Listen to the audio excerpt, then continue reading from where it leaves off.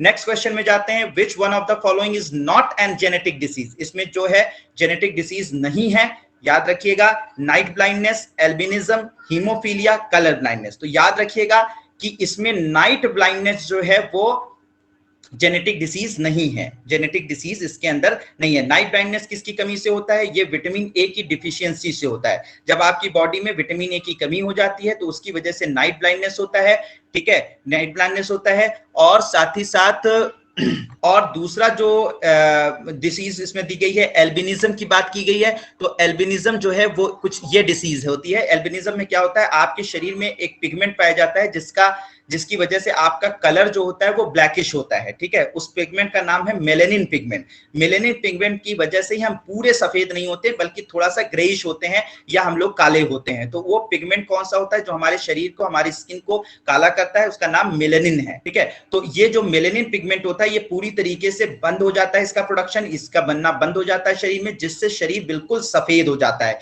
बाल भी सफेद हो जाते हैं, चेहरा भी सफेद हो जाता है। देखिए इस ये जो बच्ची आपको दिख रही है ये पूरी तरीके से एल्बिनिज्म की शिकार है। तो ये एक इनहेरिटेड डिसऑर्डर है, एक जेनेटिक डिसऑर्डर है, एक आनुवंशिक रोग है एल्बिनिज्म, जिसमें हमारे शरीर को काला करने वाले, हमारे शरीर को ब्लैकिश करने वाले जो मेलेनिन पिगमेंट्स होते हैं वो बनना बंद हो जाते हैं, ठीक है। तो इसकी वजह से पूरा एक सफेदा बच्चा पैदा हो जाता है और ये इसे ही एल्बिनिज्म के नाम से जानते हैं। तो ये भी एक जेनेटिक डिसऑर्डर है। मेलेनिन के बारे में एक चीज और जान लीजिएगा, सिर्फ ये आपके कलर को ही डिसाइड नहीं करता बल्कि आपकी ऑप्टिकल नर्व्स को भी के डेवलपमेंट में, यानी कि वो नर्व्स, वो तंत्रिका कोशिकाएं जो कि आपकी आंखों से आपकी इंफॉर्मेशन को आपके ब्रेन तक ले जाती हैं, आपके नर्वस सिस्टम तक ले जाती हैं, ऐसी नर्व्स को, ऐसी तंत्रिकाओं को ऑप्टिकल नर्व्स कहते हैं। तो ऑप्टिकल नर्व्स जो है आपकी आंखों से इंफॉर्मेशन को, जो आप देखते हैं उस इंफॉर्मेशन को आपके ब्रेन तक ले जाने का काम करते हैं, उसे ऑप्टिकल नर्व्स कहते हैं। और इस ऑप्टिकल नर्व्स के बनने में, डेवलपमेंट में रोल होता है मेलेनिन का। तो जो बच्चे, अब अगर मेलेनिन नहीं बन रहा है शरीर में, इसका मतलब ऑप्टिकल नर्व भी सही से डेवलप नहीं हो पाएगी और इसका जो दिक्कत होगी वो ये होगी कि जो बच्चे एल्बिनिज्म के शिकार होंगे उनका शरीर तो सफेद होगा, वो तो अलग एक प्रॉब्लम है या कह सकते हैं जो भी है तो है, लेकिन एग्जैक्टली जो सबसे बड़ी समस्या है उनकी आंखें भी कमजोर होती हैं, उनकी ऑप्टिकल नर्व्स भी कमजोर होती हैं, वो ठीक से देख नहीं पाते और इंटरप्रिटेट नहीं कर पाते कि एग्जैक्टली वो क्या देख रहे हैं। तो ये भी समस्या देखी जाती है। तो ये एक नई इंफॉर्मेशन है, इसे भी आप नोट कर लीजिएगा। ऑप्टिकल नर्व जो है वो वीक कर देता है मेलेनिन का कम प्रोडक्शन,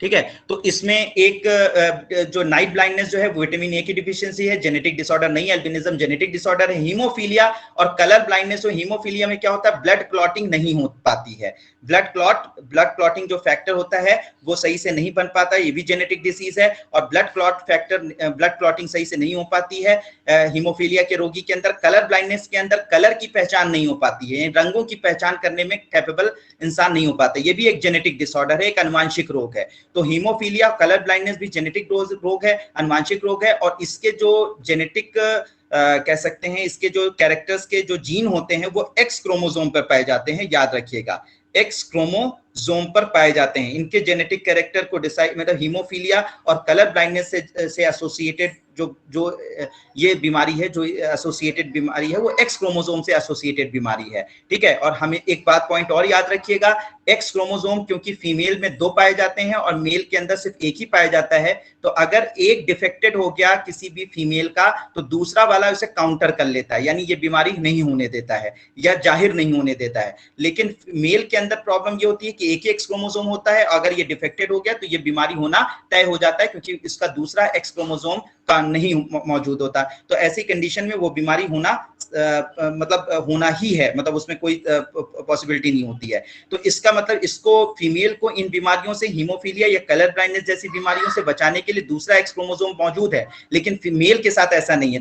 यही कारण है कि ये बीमारियां मेल को ज्यादा होती हैं, ठीक है, क्योंकि मेल के पास बचने का कोई तरीका नहीं होता, लेकिन फीमेल को ये बीमारियां कम होती हैं, ठीक है, फीमेल को ये बीमारियां कम होती हैं। ये पॉइंट भी याद रखिएगा। एक्स क्रोमोसोम से रिलेटेड कौन सी बीमारियां, हीमोफीलिया, कलर ब्लाइंडनेस, और ये बीमारियां मेल को ज्यादा होती हैं, फीमेल को कम होती हैं। उसका कारण क्या है कि मेल के अंदर एक ही एक्स क्रोमोसोम पाया जाता है, फीमेल के अंदर 2 एक्स क्रोमोसोम पाए जाते हैं, ठीक है। तो ये तीनों बीमारियां जो हैं जेनेटिक हैं, जबकि नाइट ब्लाइंडनेस जो है विटामिन ए की कमी से होता है। ये यूपीपीसीएस का 2017 का क्वेश्चन है। नेक्स्ट क्वेश्चन है, thalassemia is hereditary disease which affect Uttarakhand PCS में पूछा गया है 2016 में, झारखंड पीसीएस में पूछा गया है 2013 में। एक क्वेश्चन, थैलेसीमिया कौन सा रोग है? थैलेसीमिया किस ऑर्गन को अफेक्ट करता है? तो याद रखेंगे थैलेसीमिया जो है एक्चुअली वैसे तो पूरी शरीर को अफेक्ट करता है, लेकिन अगर एक पर्टिकुलर पूछा जाए तो ब्लड को अफेक्ट करता है। अब थैलेसीमिया रोग क्या होता है? ये भी एक जेनेटिक डिसऑर्डर है। थैलेसीमिया जो है वो एक इनहेरिटेड डिसऑर्डर है, एक पेरेंट्स से दूसरे बच्चों में ये ट्रांसफर होता है, थ्रू जीन्स ट्रांसफर होता है। और ये एक ब्लड डिसऑर्डर है जैसा मैंने आपको बताया। और इसमें होता क्या है कि इसमें हीमोग्लोबिन का निर्माण नहीं हो पाता। होता क्या है, जो ये आरबीसी होती है ना, रेड ब्लड सेल्स होती हैं, लाल रुधिर कणिकाएं होती हैं, इनके ऊपर एक प्रोटीन बनता है जिसे हम लोग हीमोग्लोबिन बोलते हैं। ये बात आप लोगों को पता भी होगी, नहीं पता तो जान लीजिए, हीमोग्लोबिन कहते हैं। हीमोग्लोबिन जो है वो आयरन कंटेनिंग प्रोटीन होता है, और ये क्या करता है, हीमोग्लोबिन हमारे शरीर में ऑक्सीजन को कैरी करता है और साथ ही साथ कार्बन डाइऑक्साइड को हमारे शरीर में कैरी करने का काम करता है। तो ऑक्सीजन और कार्बन डाइऑक्साइड को कैरी करने का काम हीमोग्लोबिन करता है। और ऑक्सीजन क्या काम करती है हमारे शरीर में? ग्लूकोज को तोड़ती है, जिससे हमें ऊर्जा मिलती है। ठीक है, जैसा कि मैंने अभी आपको पहले बताया था सेलुलर रेस्पिरेशन में। तो ऑक्सीजन, तो हीमोग्लोबिन को कैरी करने का काम, ऑक्सीजन को कैरी करने का काम, CO2 को कैरी करने का काम हीमोग्लोबिन का है। और इस थैलेसीमिया जो रोग है, इसमें हीमोग्लोबिन का निर्माण नहीं हो पाता है, हीमोग्लोबिन नहीं बन पाता, जेनेटिक डिसऑर्डर की वजह से, जेनेटिक डिफेक्ट की वजह से। क्योंकि हीमोग्लोबिन भी एक प्रोटीन है। देखिए अब यहीं पर चीज हो गई, एक हीमोग्लोबिन एक प्रोटीन है, और प्रोटीन को बनाने के लिए कोई ना कोई जीन रिस्पॉन्सिबल होगा, और वो जीन अगर डिफेक्टेड हो जाए तो ये हीमोग्लोबिन प्रोटीन नहीं बन पाती है सही ढंग से।